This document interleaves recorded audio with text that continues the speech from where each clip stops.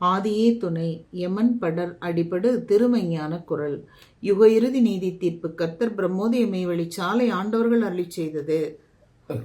வையகத்தையும் வானகத்தையும் சர்வ கால காலங்களையும் சர்வ காலத்திற்குள் அடங்கிய அழிவிலா நித்திய பூரண மேம்பாடுகள் அனைத்தையும் கையில் வரவழைத்து தரும் கிரயத்தை உடையது இந்த திருமெஞ்ஞான குரல். தெய்வமை ஆணையர் கிளர்ந்த இந்த நூலில் செயலில்லாத வாசகமே கிடையாது. வாக்கியம் 2, பக்கம் 17 தொடர்ச்சி. யுகங்கோடி காலத்திற்கும் அவஸ்தை அவமானத்தில் போய் மாட்டிக்கொள்ளாதபடிக்கு மகிழ்ச்சிக்கும் மனதிற்கும் திரும்புகிற வாழ்க்கையே அது.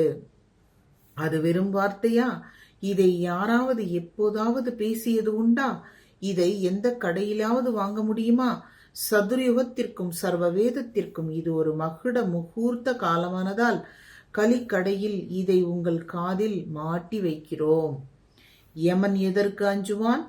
இவன் செய்கிற தான தர்மத்திற்கா? பெண்டு பிள்ளை உறவினர்கள் ஏராளமாக இருக்கிறார்கள் என்பதற்கா? அல்லது பணக்காரனாக மதிப்புடையவனாக இருக்கிறான் என்பதற்கா அவன் அஞ்சுவான்? இப்படி எதற்கும் அஞ்சாத யமனை எப்படி தடுப்பது? ஈசனுடைய முகம் ஒன்றுக்குத்தான் அவன் அஞ்சுவான். ஈசனுடைய முகம் ஒன்றுக்குத்தான் அவன் அஞ்சுவான். தீட்சைகள் பெற்றிருக்கிறார்களே என்றும் அஞ்ச மாட்டான். அவன்தான் எல்லா தீட்சைகளும் தெரிஞ்சவனாச்சே. எல்லாம் தெரிந்த யமனை வேஷம் போட்டா ஏமாற்ற முடியும்? எந்த ஒரு மனிதனுடைய இதய தாமரையில் ஈசன் விளைந்து விளங்குகிறானோ அந்த ஒரு முகத்திற்கு மட்டும்தான் யமன் அஞ்சுவான். அதற்கு பெயர் ஈசன் என்று சொல்வதில்லை. ஏனென்றால் ஈசனுக்கு உடல் இல்லை. ஈசனுடைய சக்தியும் மனுவினுடைய தேகமும் சேர்ந்து வந்து யமபடரை நீக்கி பரமபதம் ஆக்கும் செயலுடைய திருவுருவமே தெய்வம். அவர்களே குருபிரான்.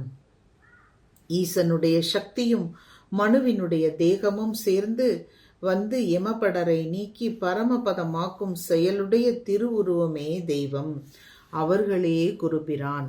அந்த ஒரு திருமுகத்திற்கு மட்டும்தான் யமன் அஞ்சி விலகுவான். ஈசனே மனுவாக வந்த அந்த நேச முகத்தை தவிர உலகத்தில் வேறு எதற்கும் அந்த சக்தி இல்லை. இது வார்த்தை அல்ல, பிரத்யக்ஷம். இப்படி நிரூபணை இல்லாதபடிக்கு சொன்னால் நீ நம்புவாயா? இதை உன் உயிரில் ஒட்ட வைத்துக்கொள். சாவுடைய எல்லையில் யமனுடைய ஆக்கினை உன் மீது மோதாதபடிக்கு உதவி செய்யும் செயலுடைய தெய்வம் எங்கே இருக்கிறது காட்டு. சர்வ உலகத்திலும் தேடிப்பார், உன் மண்டையை தட்டிப்பார். டே பாருடா. இவ்வாறு மெய்வழி சாலை ஆண்டவர்கள் அருளி செய்துள்ளார்கள். நமஸ்காரம்.